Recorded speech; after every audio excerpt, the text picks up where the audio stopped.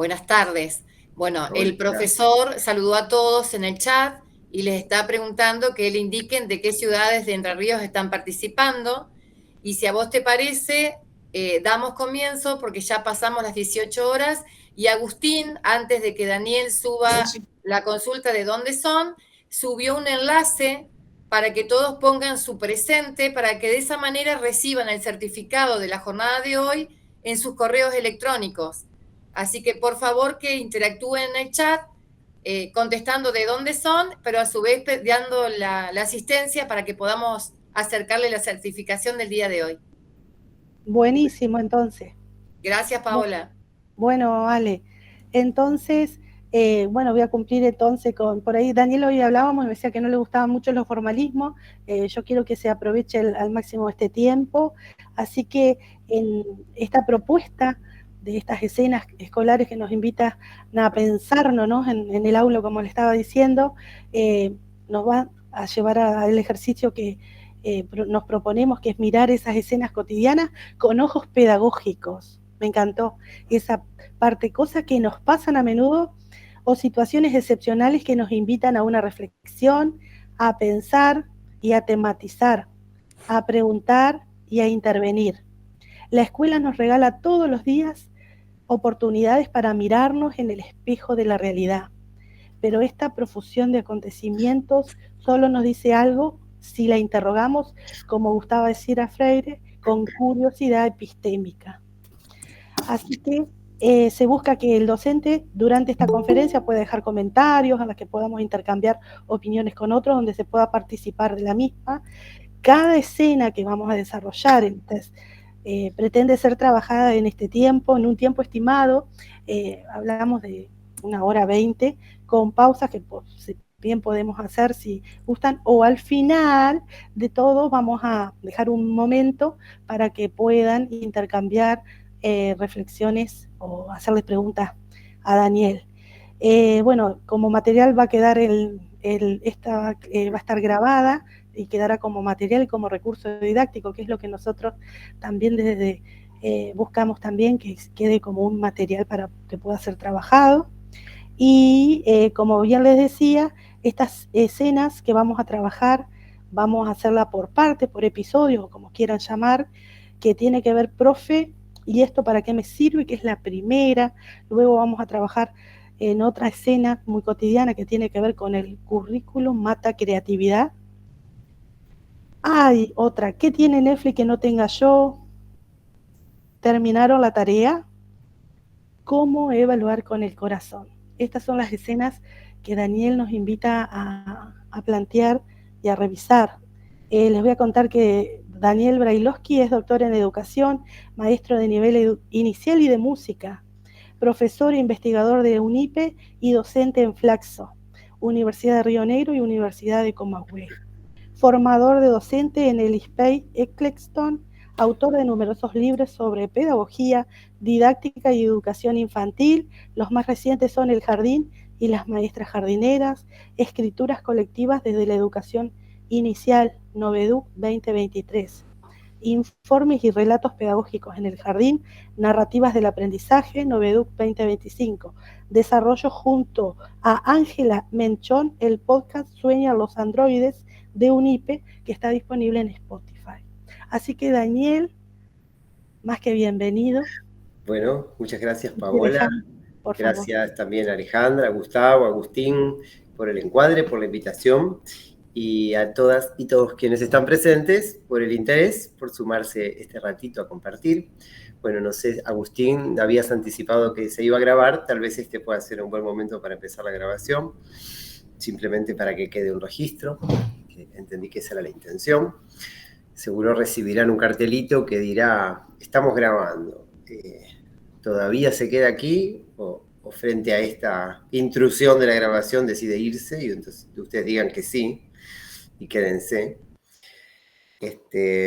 Bueno, como había dicho Paola, la propuesta de este encuentro gira en torno a discutir 5 escenas. Simplemente un recurso narrativo, podríamos tomar los temas que las escenas convocan y desarrollarlos de una manera teórica, pero nos pareció más simpático, más interesante y honrar también un poco el carácter narrativo de nuestro oficio, hacerlo de una manera más literaturizada.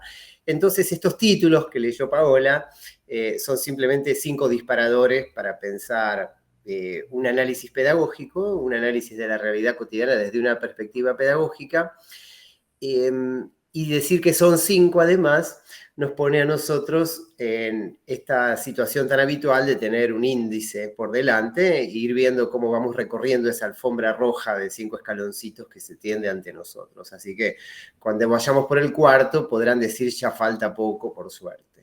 De todos modos, como dijo también Paola, siéntanse totalmente habilitados para interrumpir, ya sea levantando la mano o haciendo un comentario en el chat. Si yo no lo veo, alguien avisa, o simplemente desmuteándose e interviniendo. Bueno, primera escena que me gustaría traer a colación tiene como título una pregunta que hace un alumno en la escuela a su maestra, a su maestro. Profe, ¿esto para qué me sirve? ¿Y yo con esto qué hago? O yo con esto, ¿por qué lo tengo que estudiar? ¿Por qué me trae esto? ¿Al caso de qué viene? ¿Qué tengo que ver yo con esto? ¿En qué me va a ayudar en la vida? O esta semana, o este año, o este mes. Y creo que la pregunta, que por lo menos cuando yo estudiaba era habitual, cuando yo hacía la secundaria, es una pregunta que podría conducir a los docentes a caer en la tentación de responder como si efectivamente lo que están enseñando tuviera una utilidad, ¿no? Caer en la tentación de decir te va a servir en el caso de que algún día tengas que construir un puente o tengas que hacer tal experimento. Pero en principio creo que es bastante evidente que los contenidos escolares no son el punto de llegada del trabajo escolar.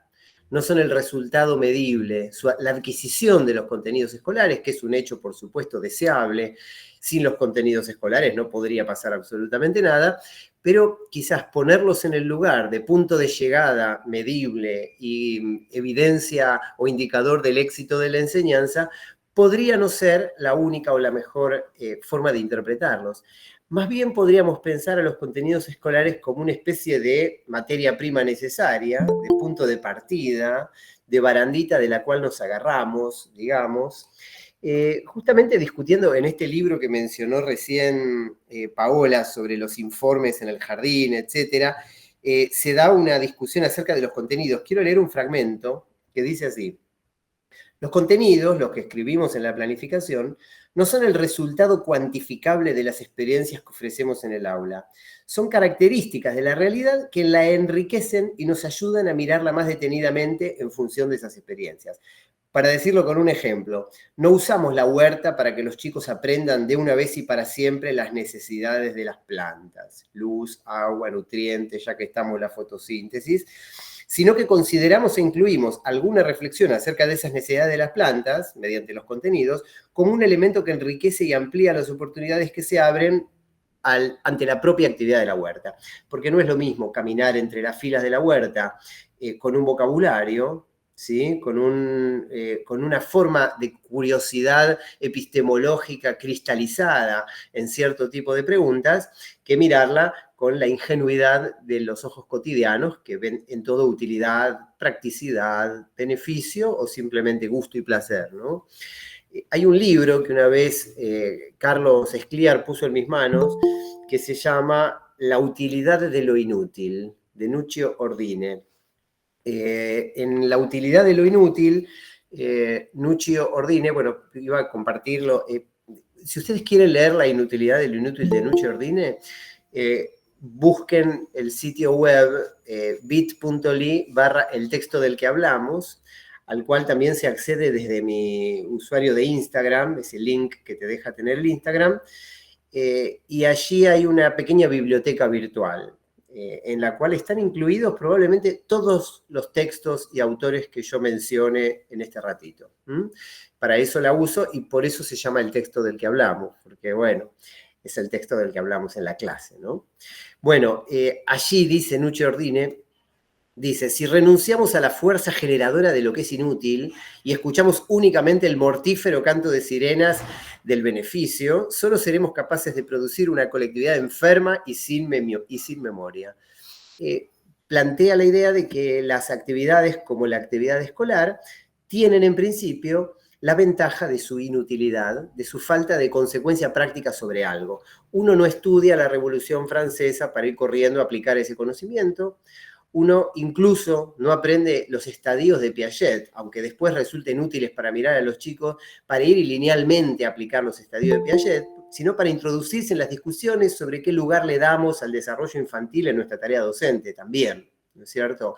Entonces hay algo de no linealidad en los aprendizajes escolares que tiene que ver también con el carácter gratuito de la enseñanza en la escuela, ¿no? Gratuito no en el sentido de que se pague o no se pague una matrícula o una cuota por ir a la escuela, sino gratuito en un sentido más filosófico.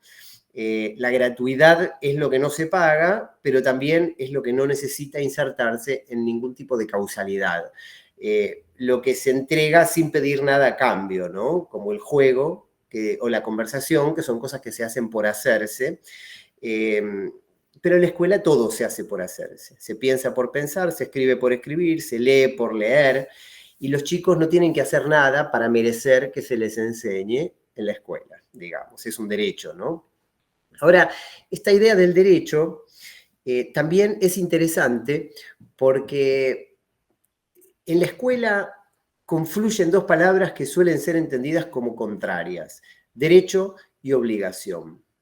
La escuela es un derecho, la educación es un derecho, la educación obligatoria es un derecho, pero al mismo tiempo la palabra obligatorio nos habla de una obligación. Entonces, a mí me ha dado por pensar qué otras cosas en la vida social son al mismo tiempo derechos y obligaciones. Y a mí se me ocurrieron 4. Ustedes dirán si se les ocurre alguna otra que a mí no se me ocurrió.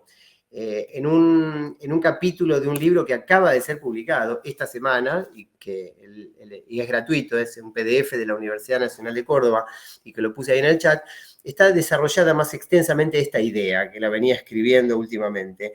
Las 4 cosas son, por supuesto, la escuela obligatoria, que al mismo tiempo que es obligatoria es un derecho, el sufragio, el voto, que es algo que este año los argentinos vamos a realizar y que en Argentina es obligatorio, pero además es un derecho, por supuesto, elegir a las autoridades. Las vacunas, muchas de las cuales pertenecen a un calendario obligatorio, pero que también son un derecho, ¿no? Son un derecho para no enfermarse uno y son una obligación para no contribuir a la propagación de enfermedades que afectarían a todos. Y por último, los impuestos. ¿Sí? Son derechos y obligaciones. Uno dirá, bueno, yo no percibo pagar impuestos como un derecho, sino como una obligación. Bueno, está, pero después te encontrás con un semáforo en cada esquina, con calles pavimentadas y con todas las cosas que sabemos que los estados hacen con los impuestos para el bien común, algunos más y otros menos, pero se supone que los impuestos articulan la distribución de los derechos y las obligaciones. Me parece interesante cómo estos ejemplos tan cercanos y tan concretos de cosas que al mismo tiempo son derechos y obligaciones nos permiten ver de una manera muy transparente el carácter público de la educación. Así que ya saben, todo esto le pueden responder a un alumno que pregunte, profe, ¿para qué tengo que aprender esto? Pero quisiera decir 2 cositas más acerca de esto. Una es que toda vez que algo es una obligación y un derecho, se comienza a implementar de una manera escalonada a distintos estratos de la población, fíjense ustedes. Por ejemplo, el voto. El voto es un derecho y una obligación ahora para casi todo el mundo. Sin embargo, como sabemos, el voto no fue universal desde el principio. Primero votaron los adultos varones con la primera ley Sáenz Peña en 1821, excepto los campesinos, los indigentes, los que tenían muy mal aspecto tampoco votaban, ni siquiera siendo varones y adultos. Recién en el año 51 empezaron a votar las mujeres, ahí se incorporó una mitad importante que no estaba votando. Recién en el año 2007 empezaron a votar los presos, Y bastante después, en los años recientes, empezaron a existir programas públicos para alentar la participación electoral de personas con discapacidad, con distintas discapacidades que estaban excluidas del padrón electoral por distintos motivos. Es decir, que fíjense que ahí hay una jerarquización. Cómo valora una sociedad a las personas de acuerdo al orden en la cual les va permitiendo votar. Y si lo miramos en la escuela, por supuesto, tampoco la obligatoriedad escolar fue para todo el mundo y desde el principio. Primero fue solo para la escuela primaria, ¿sí? Después se comenzó a extender hacia la sala de 5, hacia la sala de 4, la universalización de la sala de 3 en una de las direcciones, y los primeros años de la escuela secundaria, la universalización de este o aquel ciclo, etcétera, hacia arriba. Pero hay un centro en la escolaridad primaria, ¿no es cierto? Y se va extendiendo en las otras direcciones. Es ese el orden que se elige y no otro, y este tipo de lugares sociales nos permiten, digamos, observar algo de las jerarquías sociales que se establecen. Bueno, de las vacunas, quizás no en la misma textura de una valoración escalonada de los estratos sociales, pero también se podría hacer algunas valoraciones porque a partir de la pandemia han tenido un lugar bastante central en la configuración de subjetividades, de posicionamientos políticos, etcétera, ¿no? Ya sea por el reclamo de la vacuna, por la denuncia a los privilegios relacionados con las vacunas o por los movimientos antivacunas. Es decir, en todas las direcciones que miremos apareció algo del orden de lo social y de lo común plasmado allí, ¿no? Me parece curioso cómo se plantea esto. Ahora, no es lo mismo repartir plata con los impuestos que inoculaciones para prevenir enfermedades con las vacunas, que derecho a elegir representantes con los votos, que aprendizajes con la enseñanza escolar. Son, digamos, materias diferentes las que se distribuyen con cada mecanismo de derecho y obligación. Y creo que la idea de aprendizaje, que está muy en el centro del discurso pedagógico actual, es una idea que viene teniendo un cierto sesgo. La palabra aprendizaje, en la pregunta del alumno que dice, ¿y esto para qué me sirve?, está latente la idea de que el aprendizaje debe ser útil, debe ser aplicable, debe ser parecido a una moneda que a mí me dan y que me puede servir para comprarme algo. Y que si me saco un 10 en el examen, con ese 10 tengo que poder ir y comprarme algo. Incluso la cuantificación que da el sistema de calificaciones sugiere algo del orden de lo monetario porque lo tiene, ¿no? No es lo mismo sacarse una nota que otra, por ejemplo.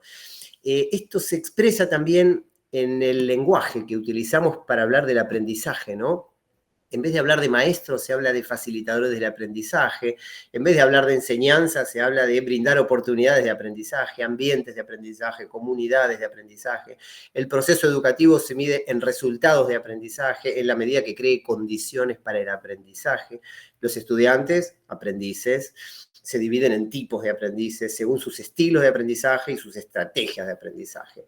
Obviamente se topan con dificultades de aprendizaje, problemas de aprendizaje que se diagnostican en expertos en el aprendizaje desde la psicología. Incluso se habla del aprendizaje como algo ubicuo, extendido a lo largo de la vida, y por supuesto, están los objetivos de aprendizaje, cuyo cumplimiento se verifica en la evaluación del aprendizaje, y el aprendizaje no es a secas, ¿eh? El aprendizaje es significativo, es dialógico, es estratégico, es cooperativo, es colaborativo, es autónomo, dimensiones del aprendizaje, teorías del aprendizaje, muerte de las teorías del aprendizaje, según algunos teóricos. Hay algo, digamos, de la sobrepresencia de la palabra aprendizaje que, sin embargo, pronuncia aprendizaje en términos un poco demasiado utilitarios. Me gusta la distinción que hace el pedagogo catalán Jorge Larrosa en un artículo que ustedes pueden leer en esta biblioteca que les dije, el texto del que hablamos, que se llama Vindicación del Estudio, y el título sigue, pero así empieza, Vindicación del Estudio, con esa extraña palabra, en el que él opone la palabra aprendizaje a la palabra estudio. Y dice, el aprendizaje es un gesto de apropiarse de algo. Aprehender, de hecho, con la H en el medio, como lo dicen algunas vicedirectoras en el acto de egresados, y agregan, se llevan un montón de cosas en la mochila, como diciendo, para enfatizar, aprehender es agarrar. Uno tiene a un gato que aprehende a un ratón, por ejemplo, o a un policía que aprehende a los ladrones con las manos en la masa. En cambio, la idea de estudio no es una idea apropiativa. dice la Rosa, sino que es una idea más donativa. Cuando uno estudia algo, uno más bien entrega generosamente su tiempo, su atención, su disposición a una materia de estudio en la que se sumerge de una manera parecida a la que se sumerge en el niño en su juego, ¿no? Uno se deja llevar por pistas, uno se apasiona con lo que está haciendo, y digamos que hay algo más de dar y de sumergirse que de recibir y de llevarse en la mochila o en la billetera. Hay algo de lo donativo que está presente en la enseñanza cuando es pensada en el marco del estudio, la relación entre un estudioso y un estudiante, diríamos, ¿no? Esto lo dice la Rosa creo que en este libro, en Esperando no se sabe qué, sobre el oficio de profesor, que forma parte de una trilogía muy bonita, P de profesor, sobre el oficio de profesor y el profesor artesano. Hay otro filósofo de la educación que me gusta mucho citar en relación a este debate, que es Daniel Berisso. Daniel Berisso tiene un libro titulado con una pregunta: ¿qué clase de dar es el dar clase? Esta frase medio capicúa, medio juguetona, ¿qué clase de dar es el dar clase? Se pregunta por la naturaleza de la donación que contiene la enseñanza, ¿no? Y su respuesta es igual de interesante. Va a decir algo así como que dar clase es una forma de dar que cuando doy no pierdo lo que di, sino que al contrario, darlo es casi, diríamos, una condición para tenerlo. No sé si en el enrevesado juego de palabras algo se perdió, pero me parece una idea muy bonita. Una condición para tener lo que doy es darlo, porque dando clase lo entreno, lo pongo en conversación, lo enriquezco y, por supuesto, a diferencia de un billete o un lingote, que lo entrego y ya no lo tengo, lo que se da cuando se da clase nunca se pierde. Bueno, hasta aquí la primera escena, la que tiene que ver con profe, ¿esto para qué me sirve?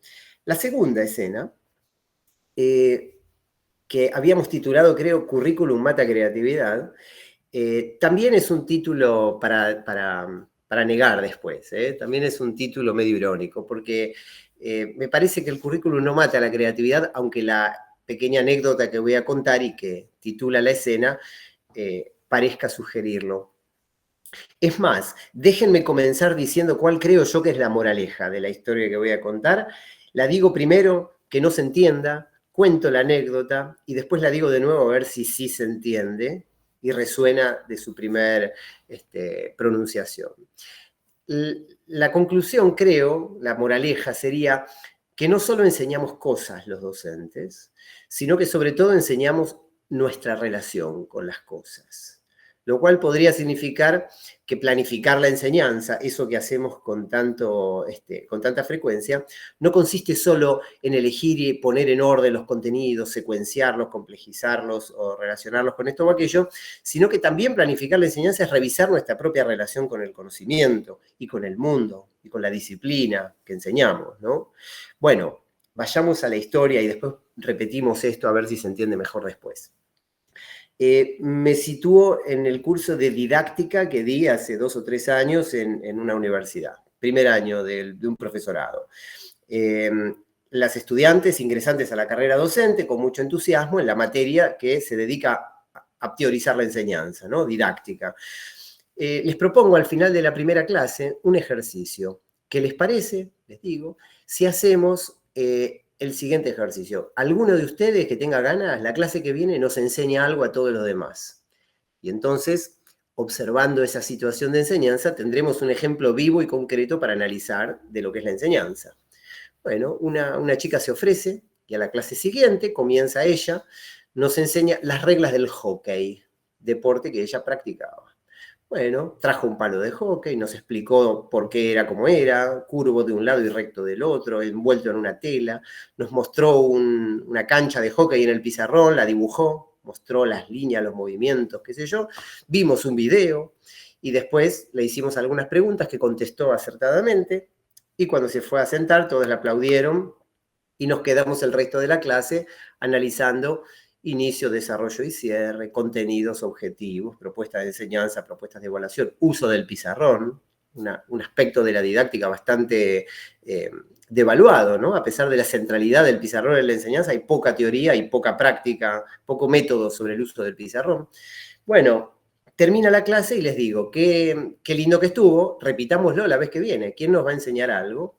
Pero les pongo un filtro a la consigna. El que nos enseñe algo tiene que enseñarnos, pero sin explicar, dándonos una consigna, proponiéndonos que hagamos algo y que no aprendamos escuchando la explicación del docente, sino que aprendamos en actividad, seamos un poquito constructivistas. Bueno, la estudiante seleccionada a la vez siguiente nos hizo dibujar.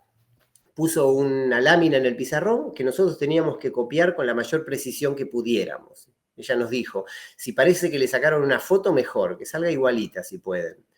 Lo hicimos lo mejor que pudimos y después ella nos dijo, bueno, ahora vamos a hacer una segunda versión del dibujo, pero con una ayuda, fíjense. Dibujó líneas verticales y horizontales que trazaban como una suave cuadrícula arriba del modelo. Nos pidió que en nuestra hoja blanca ahora hiciéramos la misma cuadrícula y que volviéramos a copiar, pero utilizando para orientarnos en la proporción del objeto copiado la cuadrícula que había en ambas imágenes, el modelo y la copia. De esa manera, todos hicimos mejores versiones de la copia. Nos hizo comparar después. Fíjense cuál de las dos le salió mejor. Y la que nos salió mejor era la que utilizó el modelo de copia, con la cuadrícula. De esa manera, ella, sin explicar casi nada, nos hizo aprender algo acerca de cómo puede uno orientarse en el espacio gráfico con esa antigua técnica que viene del Renacimiento. Bueno, la aplaudimos y nos quedamos, imagínense ahora, hablando de María Montessori, que decía que todo lo que se le explica a un niño se le impide que lo descubra por sí mismo, hablando de esta idea del constructivismo, de la escuela nueva, de las pedagogías críticas que ven al alumno como, bueno, un oprimido o un olvidado o una víctima del magistrocentrismo. Hablamos del maestro ignorante de Rancière. En fin, da para mucho, ¿no? Finalizada esta segunda clase, les dije una vez más, por última vez, hagamos el ejercicio de que alguien nos enseñe algo. Todos levantaron la mano, todos querían, yo les dije, bueno, pero el que nos enseñe algo la vez que viene debe enseñarnos mínimo común múltiplo y máximo común divisor. Les doy el contenido. Después, el método lo ponen ustedes, pueden enseñarlo como quieran, pero el que nos enseñe algo tiene que enseñar ese contenido. Y ahí ya nadie quería. Hasta que una se ofreció y a la clase siguiente faltó, recuerdo, pero a la clase siguiente vino y nos enseñó el mínimo común múltiplo utilizando un sistema expositivo típico de dos líneas paralelas en las que fue descomponiendo dos números y mostrando cómo llegaba al común múltiplo. Nos confesó que lo sacó de YouTube y después lo reprodujo igualito en su clase. Incluso con los mismos números y el mismo ejemplo. Ahora bien, ¿qué pasó ahí? ¿Por qué la jugadora de hockey y la dibujante se comprometieron de una manera más intensa que la que tuvo que enseñar el mínimo común múltiplo? ¿Currículum mata creatividad, diríamos? A mí me parece que lo que nos enseña esto, y ahora vuelvo a la moraleja que había enunciado al comienzo, que no solo enseñamos cosas, sino que enseñamos, al menos desde nuestra relación con las cosas, lo cual podría significar que planificar la enseñanza no es solo poner los contenidos en orden, sino revisar cuál es esa relación que nosotros tenemos con el conocimiento que enseñamos y con el mundo en el que enseñamos. Esto invita a darle relevancia a cierta fibra, a cierta dimensión, digamos, filosófica del acto de enseñar, que a veces se recluye demasiado en las cualidades técnicas, ¿no? Sin desmerecerlas, por supuesto. La tercera escena es una que me gusta mucho. La hemos pensado juntos también con mi colega Ángela Menchón, a quien Paola mencionó cuando me presentó. Se llama ¿Qué tiene Netflix que no tenga yo? Y esas son las palabras que pronuncia una maestra de cuarto grado que llega a la sala de profes después de enseñar, pongámosle, el mínimo común múltiplo, y no ha logrado que sus alumnos les presten demasiadísima atención, entonces se queja con sus colegas y le dice, chicas, Qué tremendo esto. Hoy me tocó dar mínimo común múltiplo, y por más que yo lo explico de una manera muy amena, muy divertida, y los hago participar, a los 10 minutos empiezan a distraerse con otras cosas. ¿Cómo puede ser que a mí no me puedan prestar atención más de 10, 15 minutos, pero cuando están frente a la pantallita de Netflix se pueden quedar 3 horas quietos como lagartos? ¿Qué tiene Netflix que no tenga yo?, se pregunta la seño de 4º grado. Por eso, ¿qué tiene Netflix que no tenga yo? Pero también podríamos darle vuelta y decir, ¿qué tengo yo que no tiene Netflix? ¿No? No sé si a Netflix se le presta más atención por lo que tiene o por lo que no tiene. Pero intentemos entonces desentrañar, desmenuzar esta escena a partir del concepto central que la escena convoca, que es el concepto de atención. ¿Sí? El concepto de atención, que es un concepto absolutamente central en la educación, no solo en la pedagogía, sino también en la psicología educativa, en la psicopedagogía. Creo que tengo acá, sí, acá está el libro de Alicia Fernández. Bueno, es Los idiomas del aprendiente es este, pero hay otro que se llama La atencionalidad atrapada, de Alicia Fernández, en la que despliega desde los conceptos psicopedagógicos ideas muy interesantes acerca de la atención. Porque la atención, pensemos, la atención nos llama, algo nos llama la atención, y ahí pensamos a la atención como producto de la curiosidad, por supuesto. La atención se presta, se dirige o es atraída por algo, en este caso, en el que la curiosidad o el interés lo lleva. Pero a veces la atención también se pide, se exige, se reclama, digamos. La atención se capta o se captura y se pone al servicio de ciertas formas de seducción, y la atención, digámoslo, se comercializa y se pone al servicio de ciertos mecanismos de alienación en el marco de un mercado, ¿no? En el que la atención realmente es un producto valioso. Pensemos en este sentido en la paradoja de plataformas como Netflix o YouTube o Spotify, sobre todo estas últimas, que tienen una versión gratuita, pero también tienen una versión premium.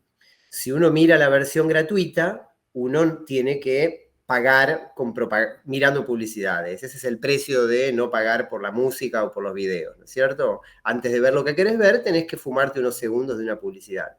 En cambio, si pagás con dinero, te ahorrás las publicidades. Pero de las dos maneras pagás, y de las dos maneras el precio tiene que ver con la atención. Uno pone dinero para que no le roben la atención, o uno pone la atención para que no le quiten el dinero. Pero en todos los casos se pone en evidencia el carácter de la atención como mercancía, ¿no? Bueno, en relación a esta cuestión de la atención y a por qué a los chicos les cuesta más prestarle atención a su maestra que a los contenidos que vienen a través del celular o de la pantalla, hice algunas consultas.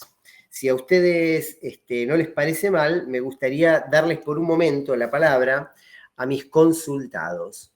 Al primero que consulté y le pregunté qué pensaba sobre esto es a Carlos Escliar.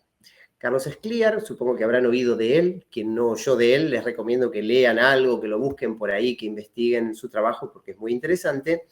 Me dijo lo siguiente, me dijo. Decía Simone Weil que la atención consiste en suspender el pensamiento, en dejarlo disponible, vacío y penetrable al objeto, manteniendo próximos al pensamiento, pero en un nivel inferior y sin contacto con él, los diversos conocimientos adquiridos que deban ser utilizados. Aquí Weil se refiere a la atención en relación al estudio, en relación al esfuerzo, en relación a la dificultad. Y claro que en los tiempos que corren, que literalmente corren, esa dificultad, ese esfuerzo, ese estudio, están siendo sustituidos por la inmediatez, por la rapidez, por ir al punto, por justamente no tener que prestar demasiada atención. Bien, esto es lo que dice Carlos y bueno, sigue, pero lo dejamos ahí. Si quieren les dejo el audio para que lo escuchen entero. No quiero dedicarle tanto tiempo a la digresión de la cita, pero ahí está, sigue un poquito más. Carlos está de alguna manera planteando la diferencia entre una atención estudiosa y una atención que la velocidad de la época contradice a esa atención estudiosa. Una atención que él cita a la filósofa italiana Simone Weil, que ha estudiado mucho el asunto, que implica suspender el juicio, que implica una especie de actitud flotante, como la que tienen los psicoanalistas frente a la voz de sus pacientes, digamos, y la opone a una especie de velocidad, de aceleración, como lo dice también él, y me parece que eso tiene algo que ver con esta distinción, por supuesto, que estábamos tratando de hacer, ¿no? Bueno, hice una segunda consulta, le pregunté qué pensaba de esto, sin que él se entere, porque lo saqué de una grabación de una entrevista reciente, al novelista y escritor argentino Martín Coan, que dio la conferencia de apertura de la Feria del Libro el anteaño pasado. Bueno, un novelista, escritor, un literato.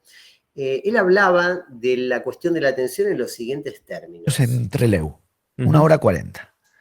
Di muchos años clase en Comodoro Rivadavia. Estoy por volver a Comodoro. 2 horas. Que sentía como lo que eso es palabra generalmente mal utilizada contemporáneamente, libertad. Claro. Un tiempo mío para lo que yo quiera, que generalmente es leer, y al mismo tiempo, para los que no somos millonarios, no nos podemos permitir tomar un avión por día solo para tener 2 horas libres para leer, decimos, pero nada me impide, no necesito un avión. Claro. Y al mismo tiempo se ve que en un punto, sí. Por lo tanto, el asunto no es ni ser apocalíptico ni ser integrado, sino cada cual medir qué necesita de eso, en qué sentido le viene bien y en qué sentido le está complicando la vida. Bien.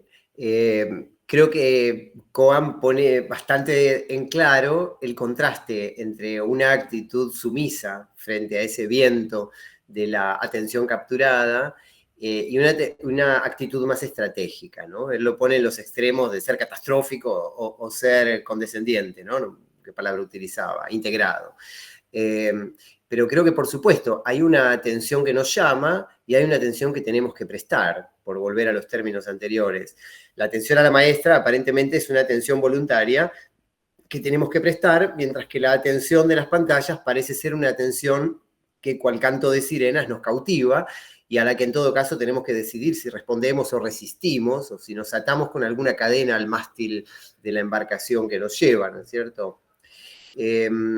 Hay otra persona cuya opinión me interesa especialmente porque tiene 7 años. Y como estamos hablando de algo escolar, creo que la voz de los niños es una voz necesaria.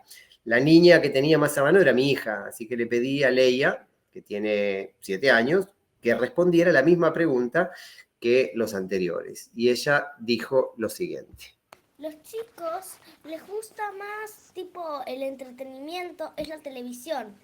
Y o sea, los chicos les quieren prestar atención a la tele, no a la maestra, porque los chicos hacen esto, agarran y le prestan atención a lo que quieren, no a lo que les parece aburrido, lo escuchan un poquito y se dan cuenta si es aburrido o no.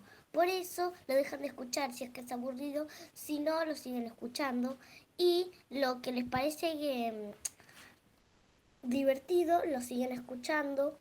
Por ejemplo, la tele o la compu o el celu, como a los chicos les parece divertido, lo ven y no les parece aburrido porque pueden cambiar el canal a gusto.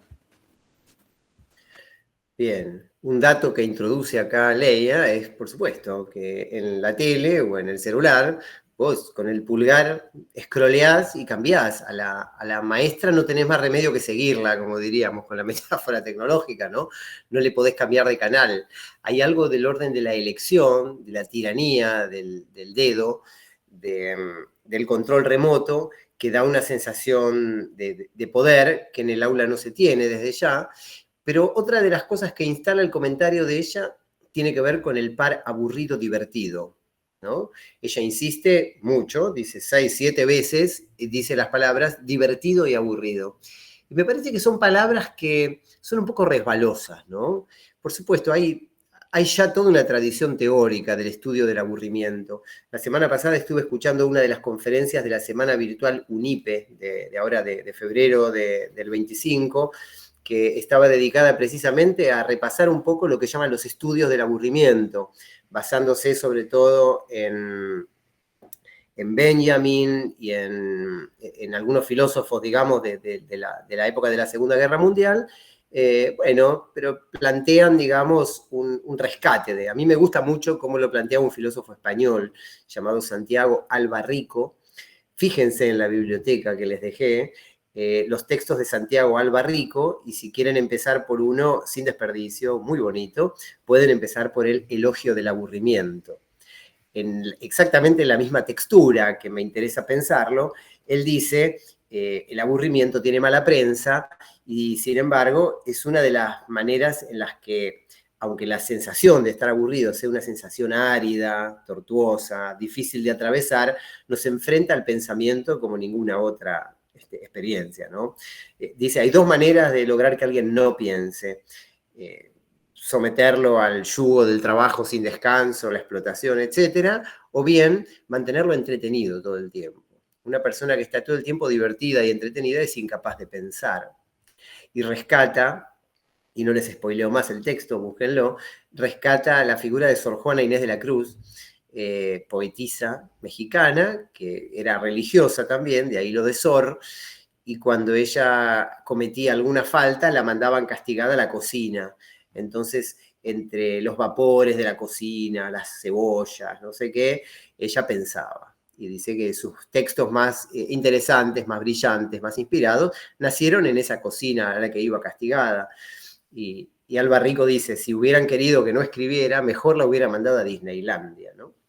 Bueno, la idea de que las clases tengan que ser entretenidas, divertidas, atractivas para los chicos, que los mantengan siempre con una sonrisa, con el interés despierto, y que no les demande el menor esfuerzo, ¿sí? Pareciera también una especie de imperativo de nuestras didácticas contemporáneas.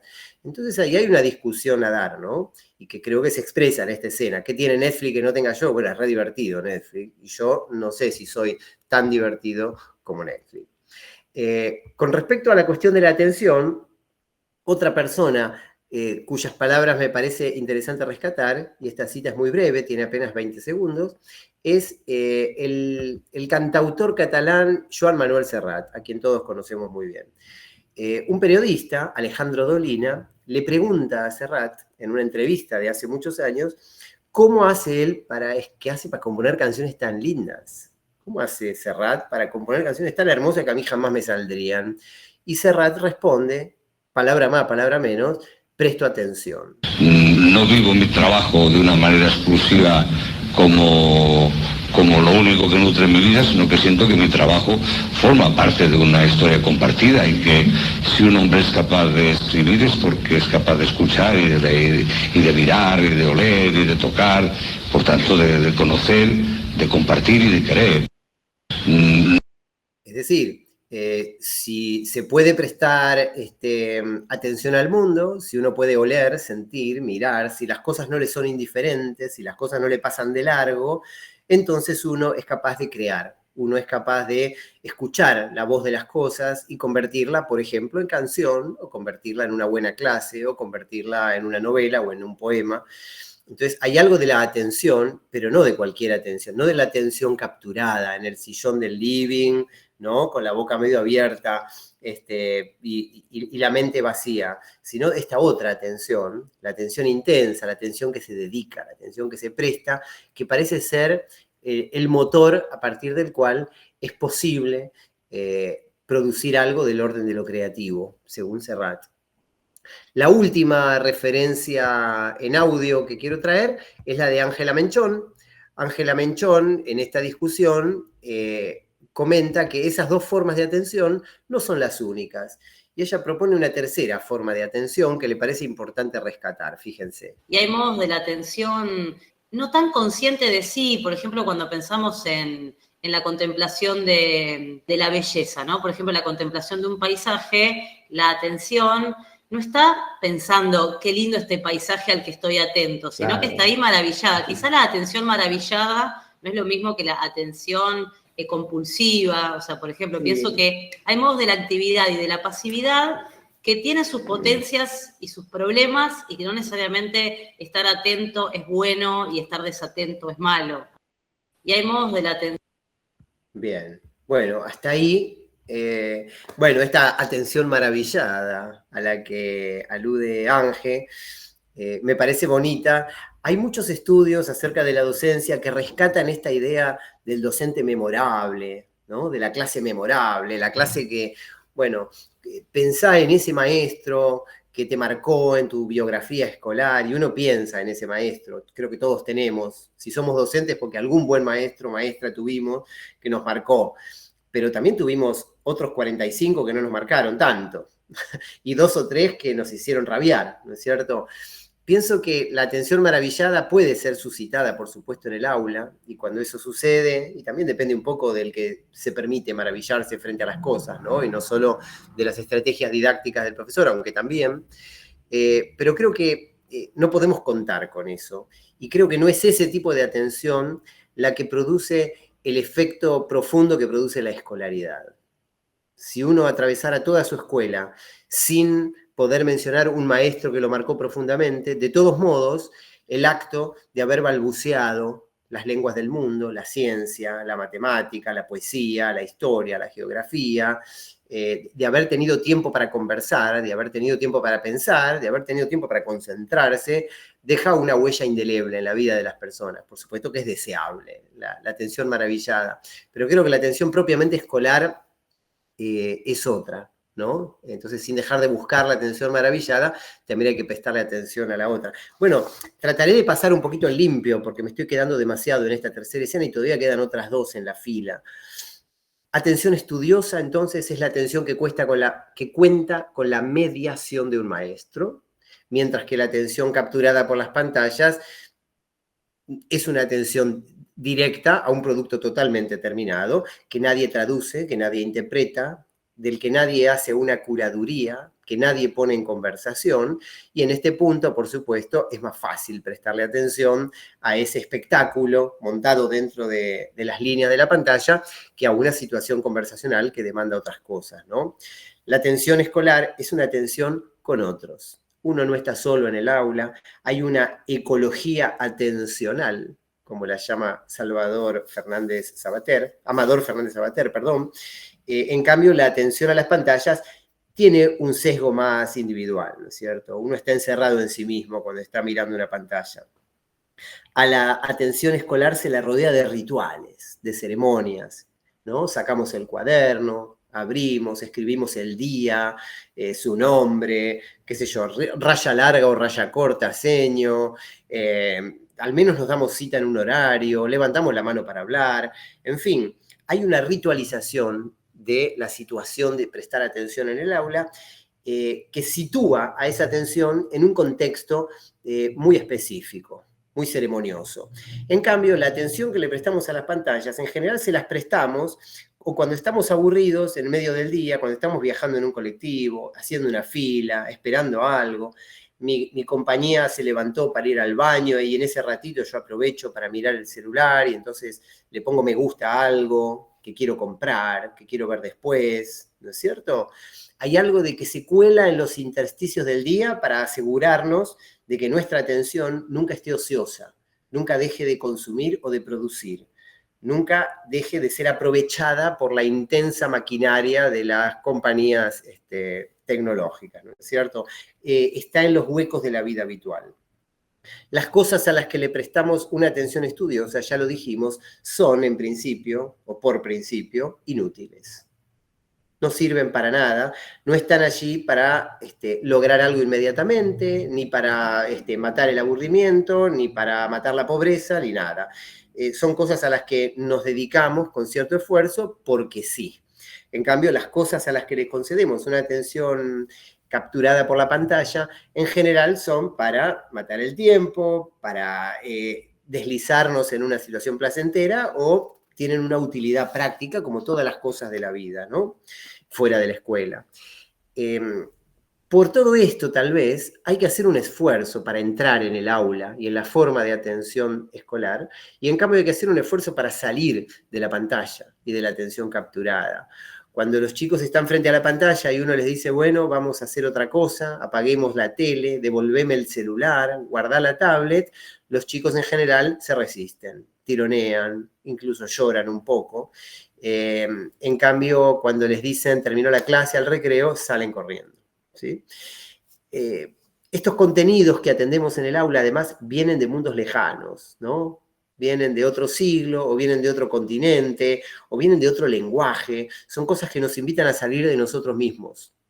En cambio, los contenidos de las pantallas están diseñados por un algoritmo que ya se fijó dónde nos quedamos, qué clic hicimos, cuánto tiempo vimos un video, y nos manda siempre más de lo mismo para que quedemos bien arrellanados en nosotros mismos, bien encerrados en una burbuja de subjetividad que no nos aleje ni un milímetro de lo que se ha probado eficaz en nosotros. Atención escolar se le presta a cosas complejas. La atención a la pantalla se le presta a cosas muy simples. La atención escolar apuesta a quedarse un rato largo teniendo algo entre manos, incluso no en una clase, sino en una secuencia de varias clases a lo largo de días, semanas o incluso meses. En cambio, la atención capturada funda todo su atractivo, como decía Carlos, en la velocidad, en el cambio, en la aceleración, ¿sí? Por todo esto, creo que la pregunta de la maestra, ¿qué tiene Netflix que no tenga yo?, merece ser por lo menos puesta en espejo con la pregunta contraria, ¿no? ¿Qué tengo yo que no tiene Netflix? Y por eso Netflix no es obligatorio y la escuela sí. Y por eso Netflix no es un derecho y la escuela sí. Pero bueno, me parece que le hemos dado suficientes vueltas para pasar a la cuarta escena. La cuarta escena se titula Hagan la tarea y salen al recreo, algo así le pusimos, ¿no, Paola? ¿Terminaron la tarea? ¿Terminaron la tarea? ¿Terminaron la tarea? Cuando vemos que el clima de la clase se empieza a disipar, ¿terminaron ya la tarea? Bien. Esta escena me sitúa en la clase de sexto grado de la señorita Sara, una maestra que observé durante el trabajo de campo de mi tesis de doctorado en el año 2010. Sara había enseñado un tema de ángulos, le había pedido a los chicos, ella dibujó un ángulo de 30 grados y con el transportador de madera grande que se usa sobre el pizarrón de tiza, le había dicho a los chicos, a ver quién se anima a dibujar consecutivo a este ángulo de 30 grados, uno de 60, y que quede una línea de 90 grados, entonces, ¿no? Entonces, una niña pasó al frente y apoyó el transportador horizontal sobre la base del ángulo de 30 grados, buscó el 90 arriba de todo y trazó una línea vertical. Y dijo, el ángulo que hay entre la línea oblicua de los 30 y la línea vertical es de 60. La maestra le dijo, seguramente que sí, pero vos no me diste 60. Vos me diste directamente 90 porque sabías que 30 más 60 da 90. Se produce un momento de silencio en la clase y otro niño dice, a ver, yo creo que sé cómo hacerlo. Se acerca al pizarrón y apoya el transportador, pero inclinado sobre la línea, digamos, inclinada del ángulo, la que marcaba 30. Entonces la línea que había hecho su compañera ahora coincide con la marca 60 del transportador. Muy bien, lo felicito, le dice la maestra. Bueno, ahora vamos a hacerlo con numeritos. Y les dice, 30 grados, 22 minutos, 15 segundos, más 8 grados, tantos minutos, tantos segundos. Lo muestra, le dice, fíjense que si le pedís al de al lado, la cosa cambia porque es un sistema sexagesimal y no decimal. Los pibes miran, afinando los ojos, lo piensan, y les deja 4 o 5 ejercicios más y les dice, bueno, saquen la carpeta, hagan estos ejercicios, y el que los hace bien puede salir al recreo, aunque no haya tocado el timbre. A medida que los ejercicios están bien hechos, salen. Entonces, bueno, todos se apuran y se ponen a hacer los ejercicios. Poco a poco van haciendo una fila delante del escritorio de Sara y le van mostrando, expectantes a ver si lo hicieron bien. Sara dice, bien, bien, bien, al recreo, bien, bien, bien, al recreo, bien, bien. Ah, mira, acá, ¿te acordás lo que te dije de pedirle? A ver, arreglalo. Bueno, ahora sí, al recreo. Hasta que finalmente todos han salido al recreo. Y Sara miró todos los ejercicios, que eran cortitos, ahí en el momento. Entonces uno podría decir, si uno es escolanovista, constructivista y crítico, podría decir, Sara, ¿por qué tenés a los alumnos encerrados en el aula, rehenes de un secuestro cuyo rescate es hacer el ejercicio. Ellos tienen que pagar su libertad haciendo la cuentita de los grados, los minutos y los segundos, y mientras tanto están encadenados al pupitre. ¿Por qué tanto conservadurismo? ¿Por qué tanto tradicionalismo en la propuesta? Si podrían ir directamente al patio, con tizas de colores, dibujar ángulos en el piso, con sus celulares sacarle fotos a las horquetas de los árboles que forman ángulos y después medirlos, o a las agujas del reloj, o a las juntas de las baldosas, a los dedos que forman ángulos, qué sé yo. El mundo está lleno de ángulos, no hace falta encerrarlos en el aula y tenerlos ahí presos. ¿O es que acaso ellos van a estar pensando en lo maravillosa que son las matemáticas mientras hacen ese ejercicio? Seguramente con ese encuadre estarán pensando en que quieren salir al recreo. Entonces Sara podría responder: sí, es verdad, a los chicos les gustaría ir al patio y hacer los ángulos con tizas de colores. Sin embargo, en ese caso, yo no tendría el ejercicio delante mío para ver si todos se conectaron con la misma intensidad y la misma precisión rigurosa que requiere el ejercicio, y no tendría la posibilidad de ayudar a los que necesitan más ayuda. Algunos en el patio se conectarían eficazmente con el contenido ángulos, pero otros quizás escarbarían en la tierra buscando lombrices y están jugando, y yo no puedo dentro de un juego tampoco intervenir tan milimétricamente. Desde este punto de vista, el tiempo que los chicos pasan, aunque sea con la promesa de salir después al recreo, concentrados en la hoja, tratando de resolver ese ejercicio, diría ella que habrá leído a ver si está por acá, sí, que habrán leído este libro, Defensa de la Escuela, de Jean Machelen y Martin Simmons. Diría ella, precisamente ese tiempo de concentración que no todos tienen en su vida cotidiana, al que no todos tienen acceso, al que no todos se les permite, que no todos tienen en su casa. Hay hogares en los que la matemática flota por ahí y es posible tema de conversación, y hay hogares en los que para nada. Dice, justamente estoy volviendo a repartir el derecho a ese tiempo de concentrarse, ese tiempo silencioso en el que alguien me dio un desafío, pero además me dio la comodidad afectiva para poder atravesar esa incomodidad intelectual que genera el ejercicio. Y si yo privara a los chicos de eso, mandándolos a todos al patio a jugar con los ángulos, algunos se encontrarían con eso, pero precisamente los que más necesitan ese tiempo, porque no venían con ese tiempo, no van a poder acceder a ese tiempo. Entonces, más que un tiempo de cárcel que tienen que pagar el rescate con el ejercicio, sería un tiempo liberado, porque los libera de otras ocupaciones que les impiden prestarle atención a esa manera de estar de otro modo que nos invita a la escuela, en esa especie de varieté de temas diversos, de gabinete de curiosidades que se conforman en el currículum escolar, esos contenidos que decíamos, bellos y necesarios pretextos para salir de nosotros mismos, ¿no? Entonces, tal vez el dilema que nos trae esta escena no se limita a formas más divertidas o más aburridas de presentar un contenido, sino que también va en otras direcciones, ¿no? Se amplía en el sentido de pensar distintas formas de dar a probar el saber, el sabor de la matemática en este caso, ¿no? Con más o con menos azúcar, si vos querés. Si fuera un buen café, se disfruta mejor tomándolo amargo, dice, y hay algo de nobleza en eso de tomarlo así. Pero también está el falso dilema de que haya que elegir entre una cosa y la otra, ¿eh?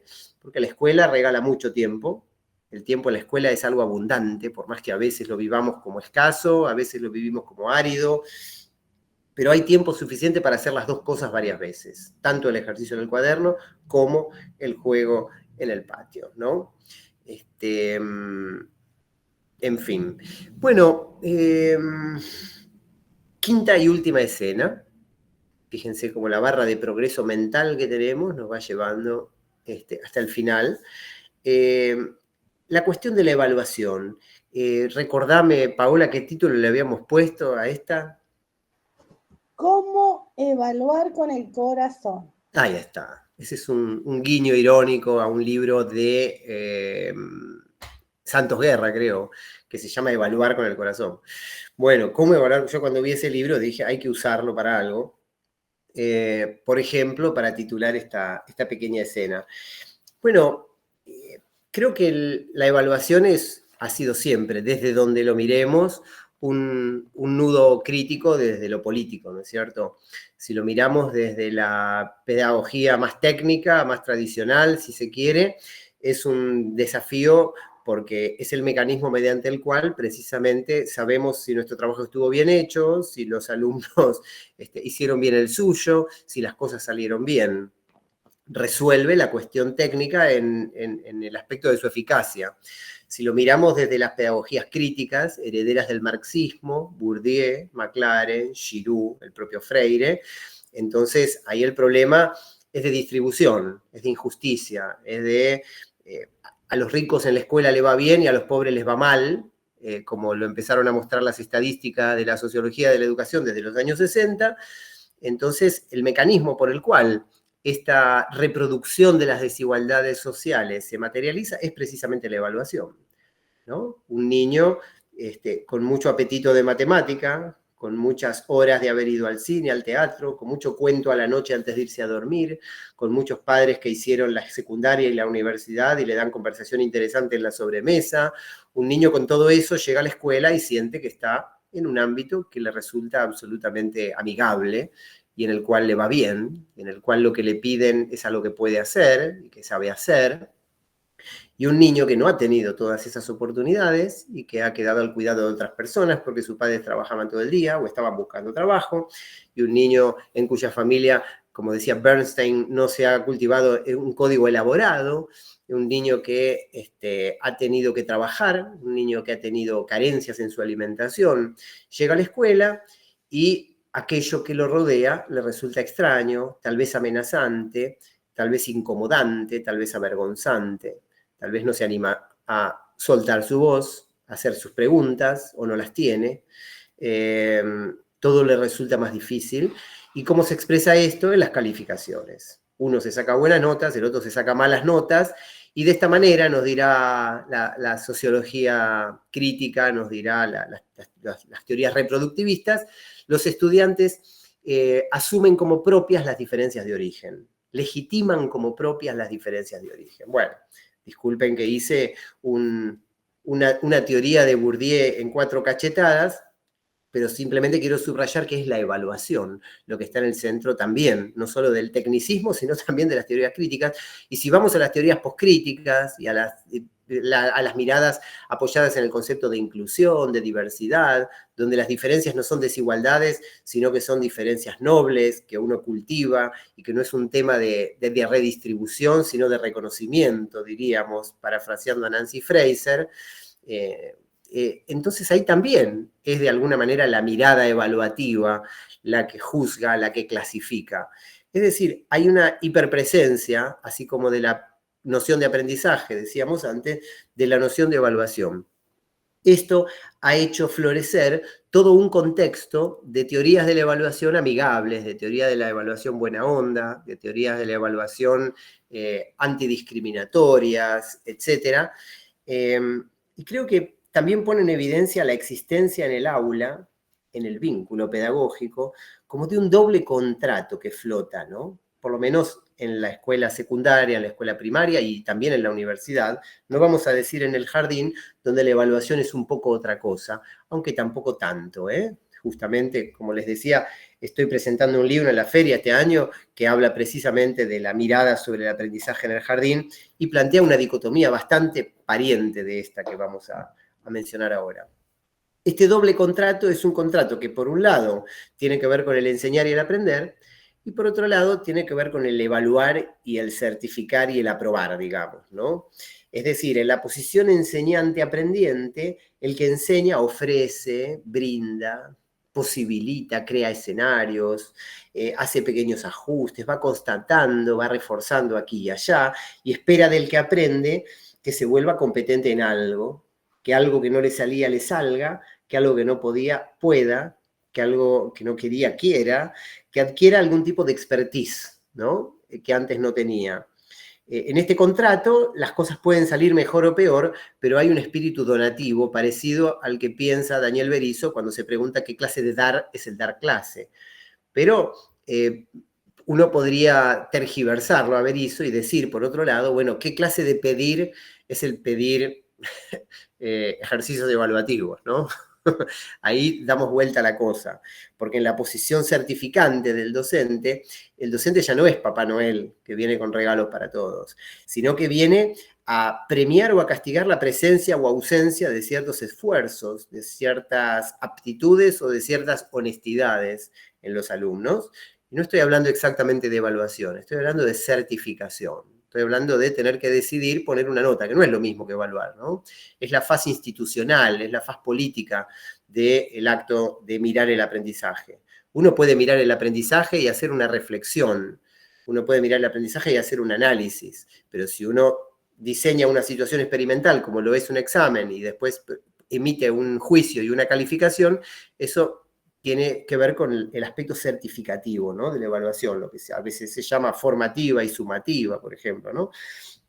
Y el alumno, por supuesto, en correspondencia, así como el correspondiente del enseñar es el aprender, del dar es el absorber, el correspondiente del certificar es el aprobar, es sacarse la materia de encima, es poder adquirir una credencial que le permita pasar al siguiente nivel, ¿no? Alguna vez se comparó esto con el valor de uso y el valor de intercambio de los objetos, ¿no? Este concepto marxista, ¿no? El valor de uso, bueno, a la manzana te la comes y la usaste. El valor de intercambio es a la manzana la vendés y se convierte en capital que te permite comprar otra cosa. Bueno, con un conocimiento tiene valor de uso, si se quiere, diferenciándolo un poco del análisis anterior sobre la utilidad, ¿no? En este caso la estamos pensando con otra acepción de la palabra.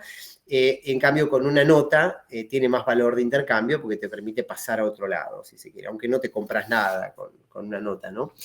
Hay una discusión que nunca tuvo lugar, pero que a mí me gusta inventar, entre Ángel Díaz Barriga, no sé si alguien lo recuerda, pasó un poco de moda a la hora de Díaz Barriga, pero yo lo seguí bastante de cerca.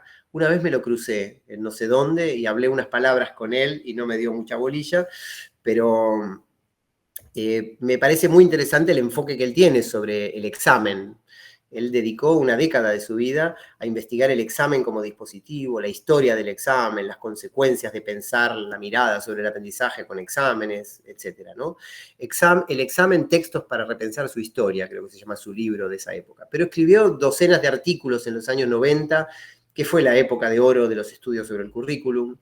Ese año, en esa década, a fines de los 90, también Flavia Terigi escribió el libro que creo mejor sintetiza todas las discusiones sobre el currículum de aquellos tiempos, que es Currículum, itinerarios para aprehender un territorio. Ya saben dónde pueden conseguir todos estos textos que estoy diciendo, ya les conté dónde los tienen, ¿no? En esa biblioteca que les dejé. Bueno, Díaz Barriga plantea algo que me parece que contrasta bien con lo que dicen Machelen y Simons en defensa de la escuela. Fíjense, Díaz Barriga dice: el examen no es un instrumento pedagógico, no sirve para saber si los alumnos aprendieron, pero nunca fue pensado para eso, no es la mejor manera. Si yo quiero saber si alguien sabe algo, hay mejores maneras que darle a responder 3 preguntas y llevármelas a mi casa para corregirlas. Yo puedo conversar un rato, podemos hacer algo juntos, podemos jugar, me va a dar una imagen mucho más nítida de sus capacidades que un examen, que nunca abarca todo el conocimiento, etc. El examen, en cambio, dice, es un instrumento de control social. Sirve para ordenar el rebaño. Utiliza esta metáfora, no la pongo yo, la pone él. Entonces, por supuesto, tiene una visión muy crítica del examen, alejado, dice él, de los intereses pedagógicos. Por otro lado, Machelen, en defensa de la escuela, plantea que desde la perspectiva puramente escolar, el examen es verdad que puede dar lugar a clasificaciones, a incluso a maltratos de los profesores que, empoderados por su capacidad de evaluar, dicen cosas crueles, pero que también tiene otro significado, y que es el de la intensidad de ese momento previo al examen, en el cual los alumnos le prestan más atención a los textos, el que no leyó lee, el que no preguntó pregunta.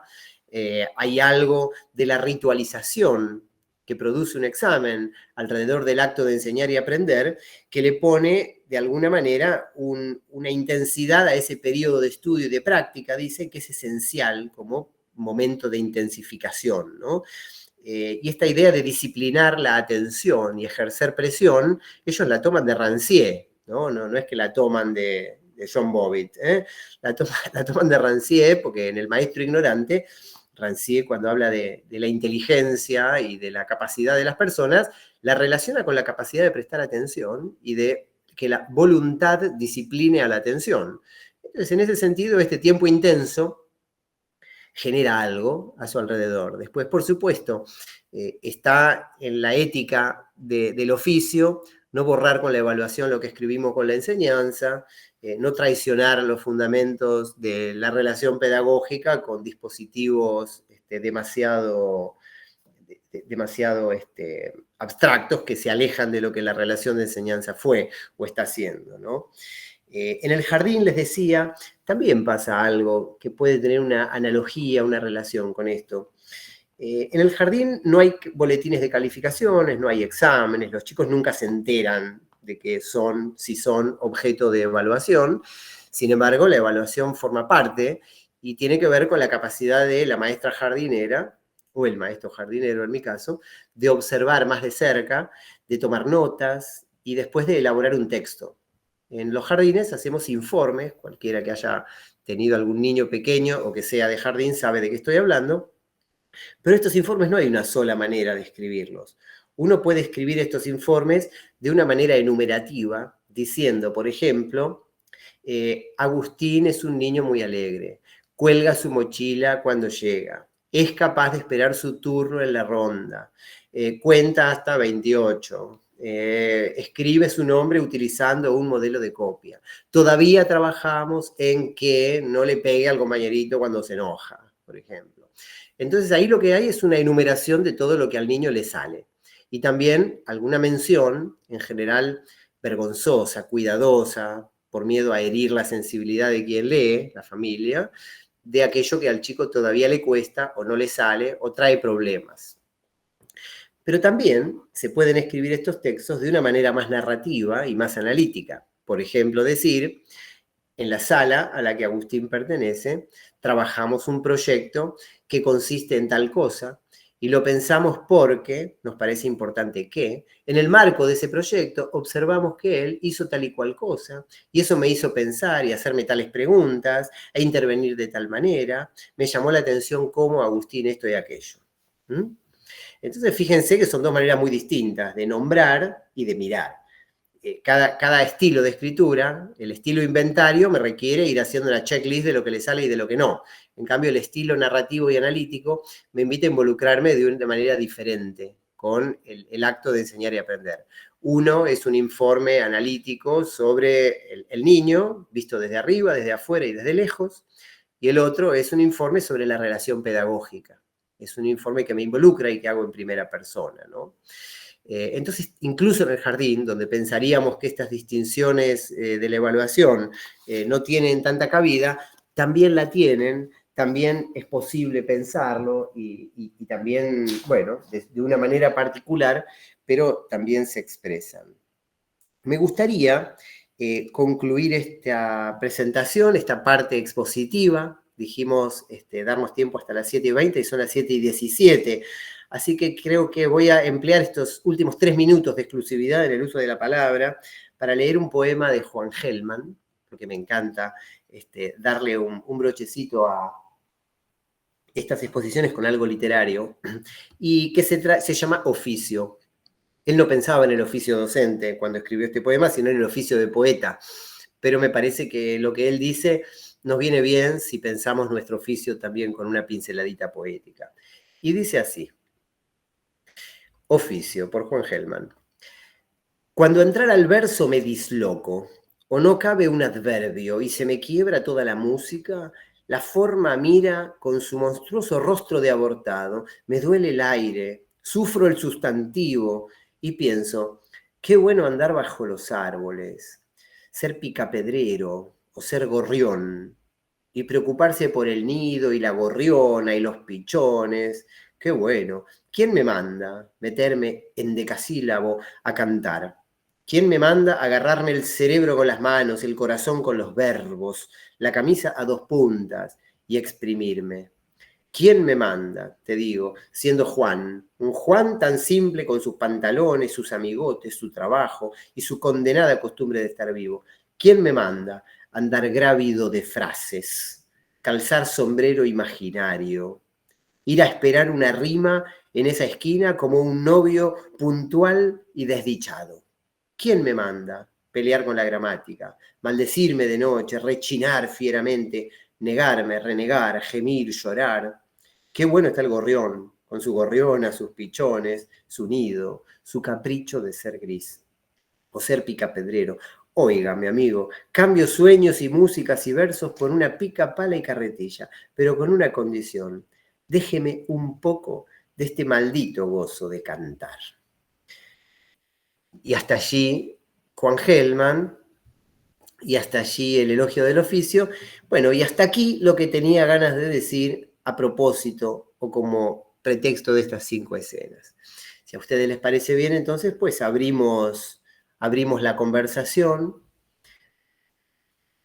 Utilizamos las manitos digitales para intervenir, o simplemente, si no hay manitos levantadas, abrimos el micrófono o escribimos en el chat, o como les guste. Perfecto. Bueno, muchas gracias.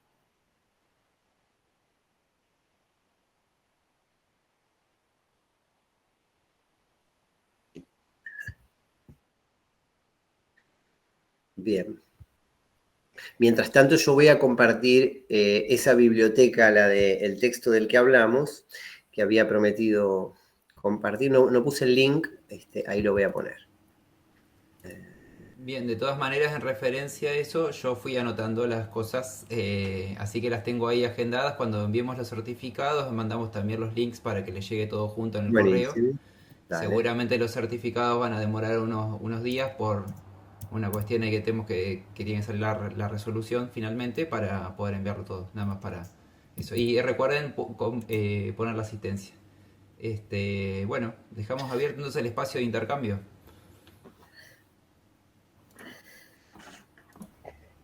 Sí, comentar también que la secretaria general, Alejandra, tuvo problema con la conexión, así que dice que ahí me mandó que perdió la conexión y estaba intentando restablecerla.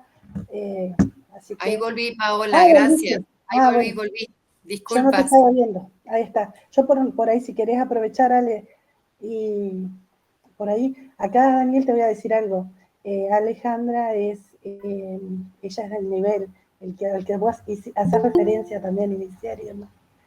Y también hay alguna, está la Georgie Casadei, no sé qué, por ahí metí ojo para ver quiénes estaban del nivel inicial. No sé, me gustaría si hay alguien más del nivel inicial, por ahí si te parece lo podemos plantear, porque participen por nivel o por lugares, porque vos preguntaste por lugar de referencia. Ahí ya hay una mano levantada y bueno, si vamos siguiendo simplemente el interés, el orden, me parece que puede ser más fluido. Gustavo levantó la mano, Paola. Dale, adelante.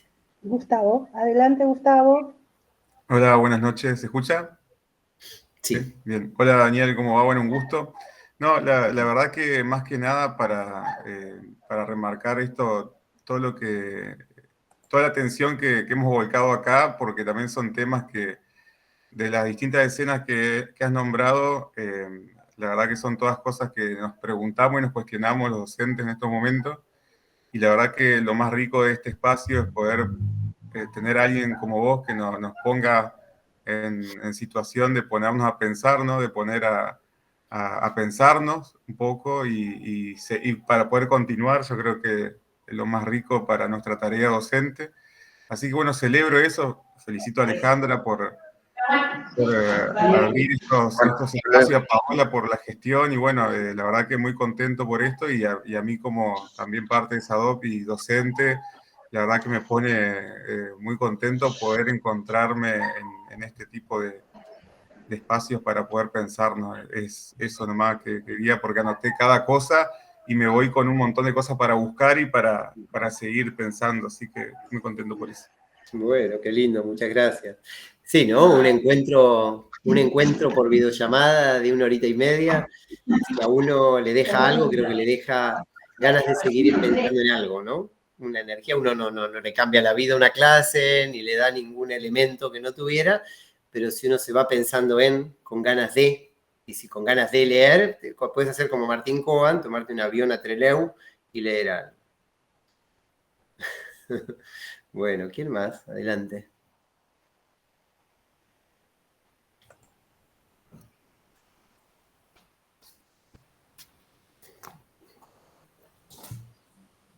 Nos gustaría escucharlos, los estuvimos viendo, nos gustaría saber qué piensan de cada nivel. Ahí la vemos a Georgina, si quiere decir algunas palabras. Te mandaron al frente, Georgina. La mandamos Dale, al Georgie, frente, pobre. Yo me arrepentí después de haberla nombrado.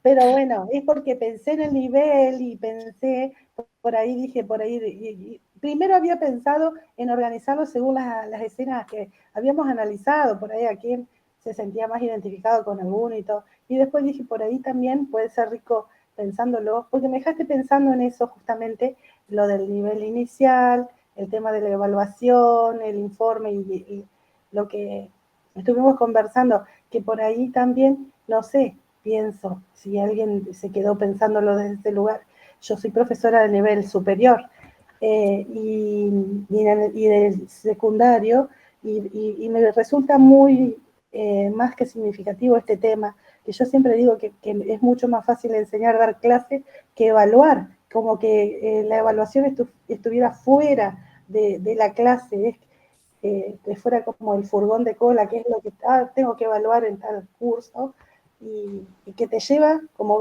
vos bien dijiste, Daniel, a veces olvidaste muchas veces los mismos fundamentos, ¿no?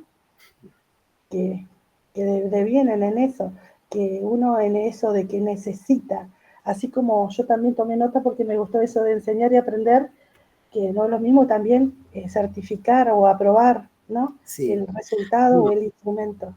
Es verdad que genera cierta incomodidad, no solo en los alumnos que son evaluados, sino también en los docentes, que no nos resulta cómodo situarnos en la posición de certificadores, de evaluadores.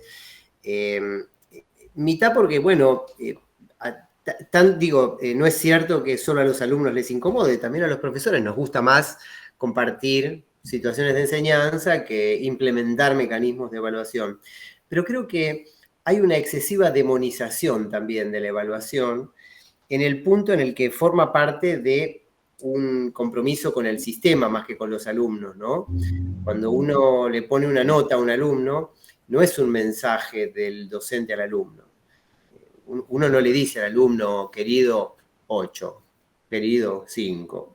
Uno le dice otras cosas, uno le dice lo que vos escribiste, lo que vos hiciste, me pareció tal cosa, uno le hace una devolución cualitativa, forma parte de las actividades compartidas, ¿no? La actividad que se evalúa. La calificación, los alumnos podrían no recibirla nunca, y que el docente la entregue en vedelía, en secretaría, y que siga su curso administrativo. Creo que la existencia de calificaciones tiene que ver con el ordenamiento del rebaño, si se quiere, y tienen una función muy diferente en la educación obligatoria y en la formación superior.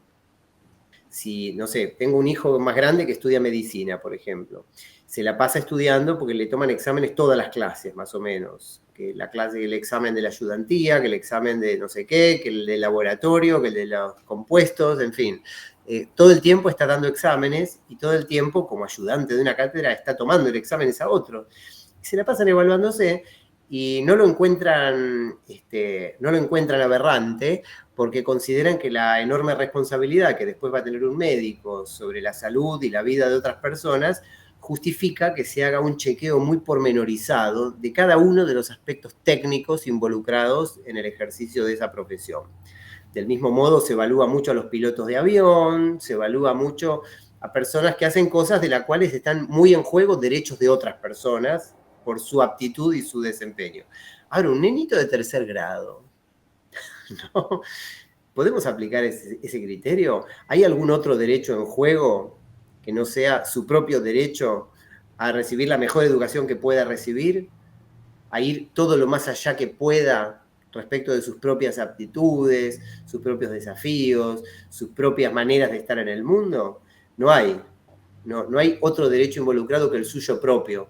Entonces, entiendo, por supuesto, que la evaluación sea más rigurosa con los cirujanos y los pilotos de avión, pero pienso que con los niños de 3er grado se ameritaría desritualizar y además mantenerlos a ellos al margen de toda la cultura de las calificaciones, digamos, que no intervenga. Las calificaciones pueden seguir existiendo como una forma de apoyar la gestión de las instituciones y del sistema para medir los resultados cuando valga la pena medirlos, de la manera que sea. Pero creo que podría no meterse en la relación pedagógica esa parte certificante, y tal vez los docentes podríamos asumir de una manera más sana la parte política de nuestro oficio. Formamos parte de un sistema, ¿sí? Las señoras que se juntan en la mercería, ¿no? ¿Cómo se llama? Donde se venden lanas y esas cosas, ¿no? A aprender a tejer crochet, y se juntan una vez por semana y se muestran los tejidos, nadie evalúa a nadie, no se ponen calificación, no lo necesitan, porque están ahí porque quieren, porque están ahí hasta cuando quieran, y porque los resultados de lo que aprenden tienen puro valor de uso, y porque no hay otro derecho involucrado que el de que ellas y el de sus nietos a tener pulóveres lindos. Pero la escuela no tiene esa característica. La escuela tiene un currículum unificado, tiene unas regulaciones, tiene un ministerio de educación, una secretaría de educación que organiza algunos de los aspectos en base a ciertos acuerdos sociales sobre el interés de lo educativo. Entonces creo que hay que involucrarse con esa dimensión política y necesitamos menos reformas reglamentarias y más discusiones a nivel cultural, de la cultura escolar, ¿no? Bueno, eso, no sé, se me ocurre a partir de tu reflexión.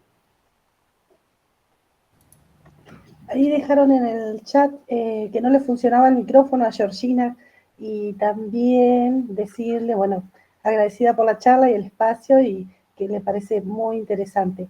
También hay otros comentarios que con respecto a la evaluación también, que hay que hacer hincapié desde ese lugar y que lo entiendan como parte de ese mismo proceso.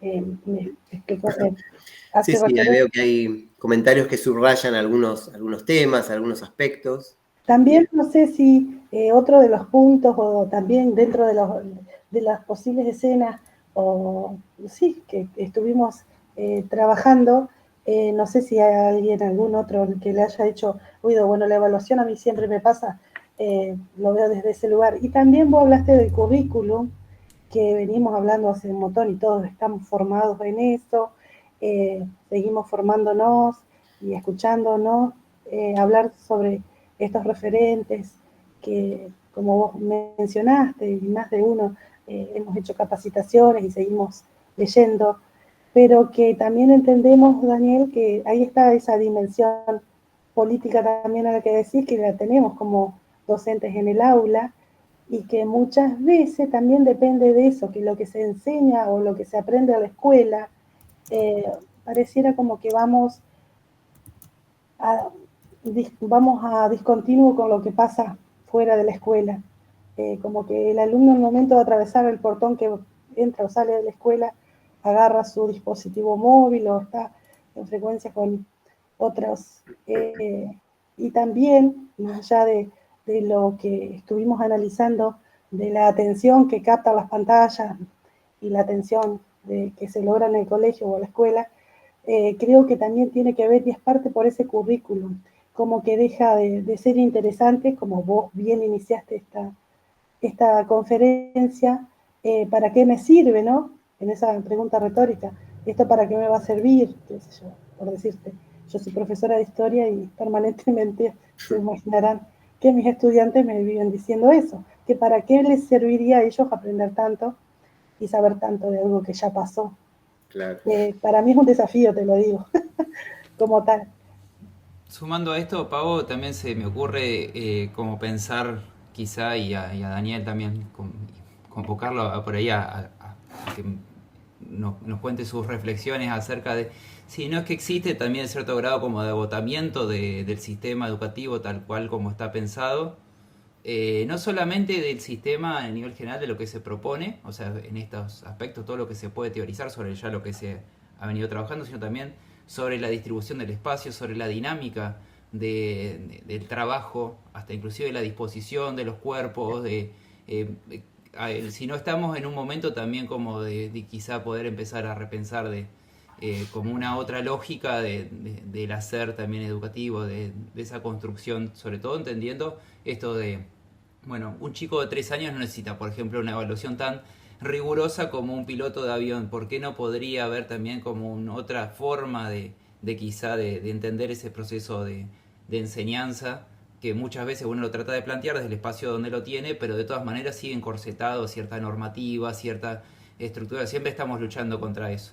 Y por otro lado, también entendiendo nuestro espacio como dirigentes, digamos, de un gremio que muchas veces no se nos tiene en cuenta, aunque vos lo mencionaste bien, Daniel, en algunas partes, como trabajadores de la enseñanza, y pareciera que somos a veces como accesorios, que vamos solamente a implementar un plan, esa bajada del currículum, hay un poco de juego ahí que uno puede hacer, pero a veces la posibilidad de debate en esto, de decir, bueno, repensar la educación, pareciera que está solamente limitado a los espacios de toma de decisión y no a las personas que también están en el territorio, que por ahí a través de la experiencia pueden recoger muchas de esas ideas para poder repensarnos en el todo, ¿no? Que estamos más con la atención del territorio del día a día. Sí. Sí, bueno, ahí planteaste varios temas, ¿no? Uno de ellos, creí entender al principio, tiene que ver con el agotamiento de algunos aspectos de la institución escolar tal como la hemos conocido. Y yo no sé, a mí me da la sensación de que aquella tan mentada dicotomía entre lo tradicional y lo nuevo, la escuela tradicional y la escuela nueva, etcétera, que es un dilema más viejo que no sé qué, ¿no? Porque si uno lee los textos de Adolfo Ferrier, de María Montessori, de Tolstoy, de Makarenko, de, qué sé yo, de Celestine Freinet, de las hermanas Agassi, de, ¿cómo se llamaba la de la señorita Olga? De las Cossettini. En fin, son autores que hace 100 años, plantearon las críticas a la escuela tradicional y se conformaron como el movimiento de la escuela nueva. Y algunas de las críticas que se hacían a esa escuela de hace 100 años son bastante parecidas a las que se hacen ahora. Y no es que la escuela no cambió en 100 años, cambió en muchos sentidos, cambió en su dinámica con las demandas sociales y con otros aspectos de la sociedad. Pero me da la impresión de que así como a la escuela, por supuesto, que vale la pena revisar y exigir que se puedan pensar cambios inteligentes, cambios oportunos en favor de los derechos educativos de los chicos y en favor de los derechos profesionales de los docentes, también es cierto que esta escuela, la escuela que da a balbucear las lenguas del mundo, la escuela con disciplinas, la escuela con materias, etcétera, viene siendo, en este contexto social, en el cual, digámoslo como es, la ultraderecha se desmarginalizó y dejó de consistir en unos barra bravas que golpeaban a los negros y a los homosexuales por la calle y se convirtieron en gobiernos de países en los cuales, en alianza con grandes grupos económicos, vinculados también con las empresas tecnológicas, con las formas de circulación del saber propio de las redes sociales, que banalizan en buena medida el debate sobre lo público y sobre las instituciones públicas, que no es solo a quién uno vota o qué ley sale o deja de salir. La discusión sobre lo público incluye la discusión sobre la escuela, ¿no es cierto? Entonces creo que las aulas vienen siendo de los pocos lugares que quedan en los que puede tener lugar una conversación extensa, detenida, documentada, respetuosa, cuidadosa. No hay muchos otros lugares, a mí no se me ocurre ninguno, de hecho, en la sociedad en la cual pueda pasar eso hoy día, por lo menos en esta sociedad. No sé en cuántos otros lugares uno se queda 1 hora y media o 2 horas hablando sobre temas interesantes, teóricos, informados con bibliografía, dando la palabra, escuchando al otro sin prejuicios, sin tratar de convencerlo, sino disfrutando de la energía linda que surge de una conversación, sin preguntarse quién es el otro, sin saber el nombre del otro, lo que el otro piensa, a quién votó, de qué cuadro es, de qué religión es. Digo, no quedan lugares en la sociedad en los cuales se puede hacer eso. Y en la escuela sí se puede, todavía se puede. por ahora se puede. El encuentro cara a cara, qué sé yo. Digo, la escuela tiene eso y a mí entonces me da más por defenderla que por querer criticarla mucho y reformarla a la escuela. Siento que es una trinchera del pensamiento en este momento la escuela. Y no sé, después habrá buenas o malas noticias para algunos aspectos más regulatorios, más administrativos, más económicos, vinculados a nuestra labor y a los presupuestos educativos y todo eso. No digo que estén desligadas esas discusiones y bueno, traigo esto en estos términos porque este es un evento también convocado por un cuerpo sindical, ¿no es cierto? Por un gremio. Entonces me parece que es oportuno traer esta dimensión. Pero incluso yo en mis clases trato de ser súper anticoyuntural, trato de no hablar de lo que sale en el diario o del riesgo país, porque para eso están las aulas, para poder conversar en otros términos y ir en otras direcciones, ¿no? Me parece que es muy valioso.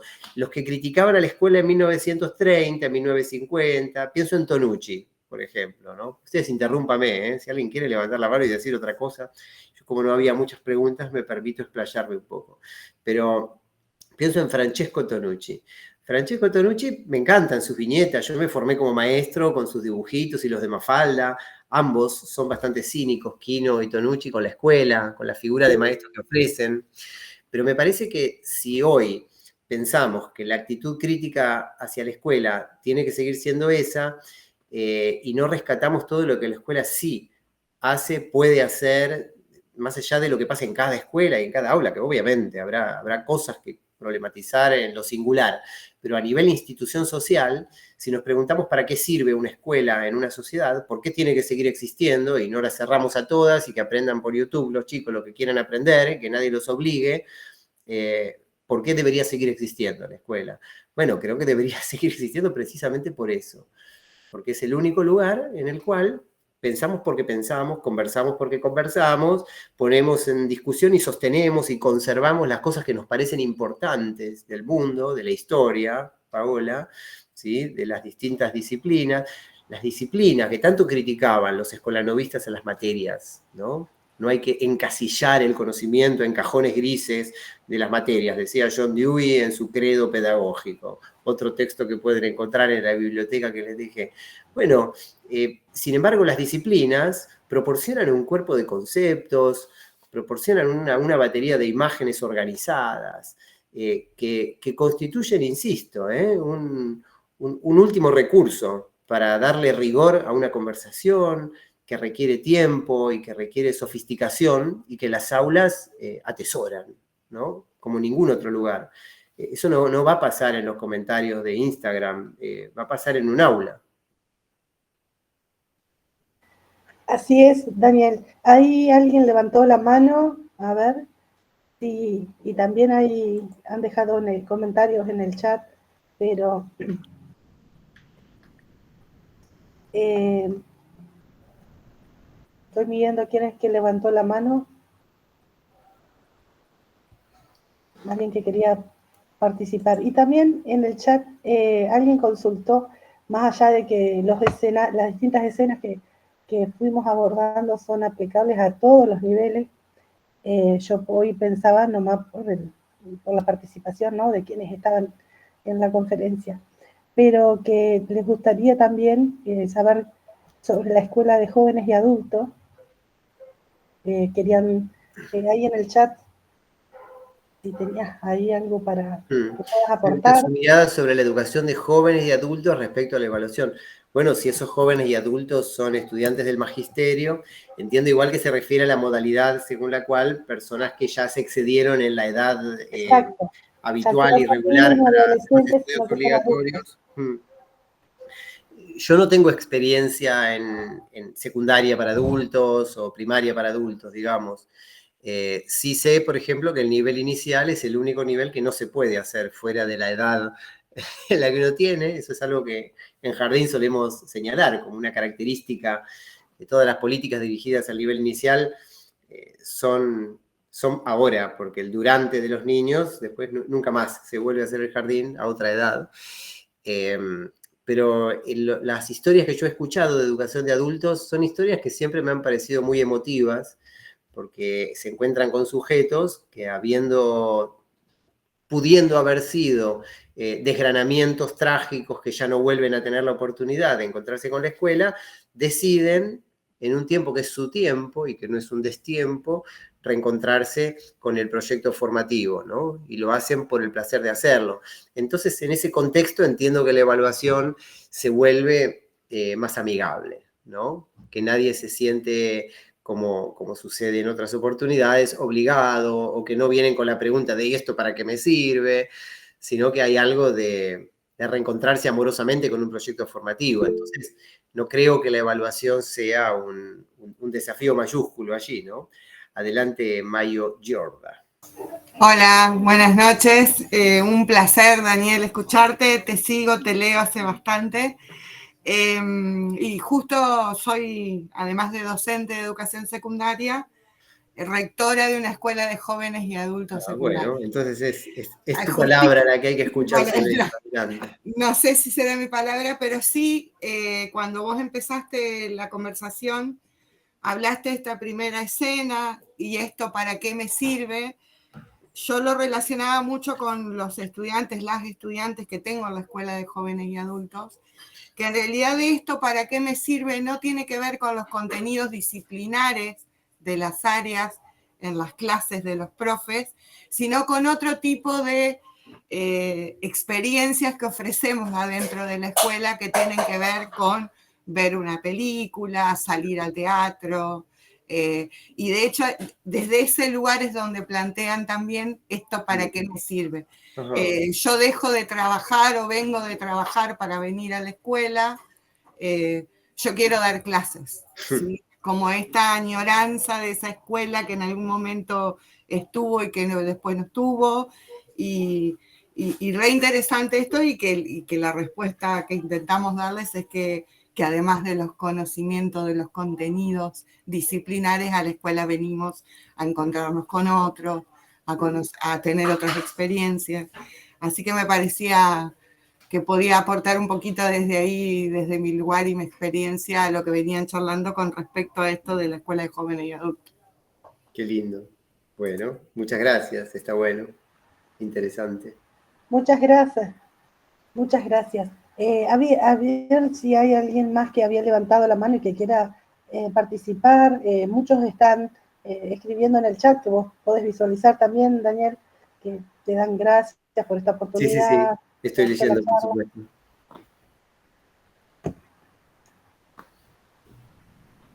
Bueno, yo simplemente agradecerles, por supuesto, su atención, el clima lindo, que también es una manera de encontrarse.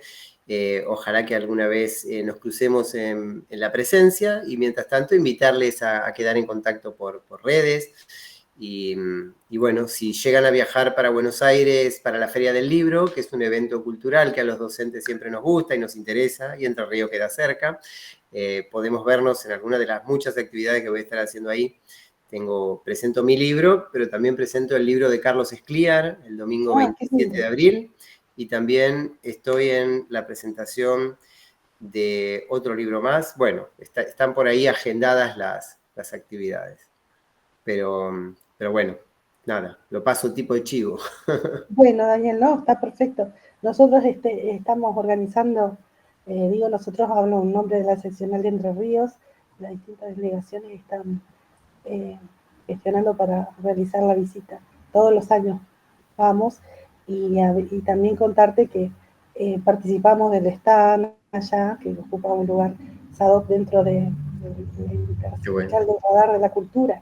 El año pasado fue Gustavo conmigo, Gustavo Bolsán y otros colegas docentes, que también, porque los docentes producimos conocimiento en el aula, para el aula, y siempre decimos que nos hace bien encontrarnos así como ahora y estar escuchándote atentamente, reflexionando, revisando, revisitando nuestras prácticas áulicas y bueno, esa experiencia que tenemos los docentes.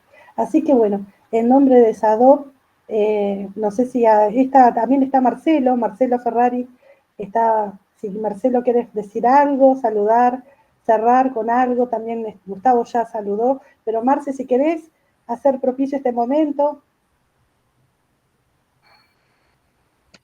Hola Paola, gracias. Hola, Marce. Hola Daniel, hola compañeras. Bueno, celebro estos espacios de encuentro donde los compañeros pueden expresarse.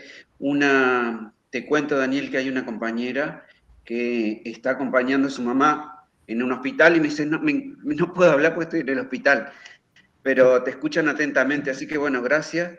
Y bueno, pensando en la evaluación, como rector de nivel superior, es un tema, la evaluación, que en todos los tiempos que tenemos cuando nos encontramos con los profes, nos planteamos el tema de la evaluación. O sea que para charlar un montón a nivel superior y en un instituto técnico, donde la mayoría de las unidades curriculares tienen el formato taller, la evaluación es bien diferente.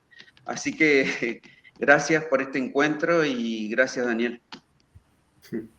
Bueno, no, gracias por tus palabras, por supuesto. Marcelo es el secretario de la Delegación Sur acá en Gualeguaychú. Bueno, obviamente la sede de la delegación está acá en Gualeguaychú, pero también en otras localidades. Así que ojalá que podamos formalizar esos encuentros presenciales. Lo invité a participar porque lo vi acá y... Bueno. Paola, también está presente Leandro Pereira, que está en la ciudad de Concordia, de la Delegación Noreste. No lo veo, por eso en mi ventanita te pido disculpas, Leandro. Si querés aparecer, Leandro es de Concordia, y no sé si escuchaste que Daniel tiene allá, hacia la ciudad, lazos afectivos y que tiene pensado viajar este año. Así que vamos a ver si podemos arreglar con tu agenda de disponibilidades, Daniel, estos encuentros anhelados. Bueno, y bueno buenas tardes. Acá está. Hola, Leandro, perdona que no te vi. Buenas tardes para todos. Un gusto, Daniel, poder escucharte. De hecho, la escuela que hacía referencia, que sea el nombre de tu papá, está cerca de mi casa, está cerca del lago de Salto Grande. Así que bueno, siempre pasamos por ahí, cada vez que vamos al lago, pasamos por ahí, es una innovación la escuela esa. Te esperamos cuando quiera por acá por Concordia. Sé que anduviste hace un poco tiempo, anduviste por el profesorado. Estuvimos hace poquito, sí. Ajá, bueno, así que bueno, te esperamos. Ojalá podamos concertar alguna fecha para tenerte nuevamente por acá. Por supuesto, encantado. Bueno, Ale, te dejo a vos el saludo final. Bueno, la verdad que agradecerles a todos los docentes de la provincia de Entre Ríos, nuestros queridos afiliados y afiliadas que han estado atentamente escuchándote, Daniel. Un gusto tenerte con nosotros, porque la verdad que bueno, desde como docente de nivel inicial y en el profesorado de nivel inicial, vengo siguiéndote a través de tus textos, tus conferencias, tus charlas, y siempre es un placer poder poner en tensiones todos estos temas que nos atraviesan en todos los niveles educativos y que nos cuestionan como docentes. Y bueno, como dice Marcelo, la verdad que no nos alcanza una hora, podemos llevar muchas, dialogando y poniendo en palabra lo que nos pasa en lo cotidiano. Pero bueno, nos llevamos muchas reflexiones para seguir encontrándonos y ojalá que estos espacios los podamos sostener, porque la verdad que hemos encontrado a través de la virtualidad, que surgió de algo que no queremos volver a recordar, pero la virtualidad nos permite, cuando vos leías al comienzo, hay docentes de toda la provincia de Entre Ríos y de todos los niveles educativos, y hasta compañeras que están desde el hospital participando de esta conferencia. Bueno, eso tenemos que darle gracias a los espacios virtuales que nos permiten acercarnos y estar presentes. Bueno, así que te agradecemos muchísimo tu tiempo, tus palabras, y ojalá que podamos seguir encontrándonos en la virtualidad y en la presencialidad. Un abrazo grande a cada uno de ustedes y bueno, que tengan una muy buena semana laboral y seguramente muy felices Pascuas para todos. Muy bien. Bueno, buenas noches a todos. Gracias. Bueno, muchas gracias. Adiós. Adiós. Gracias, Daniel.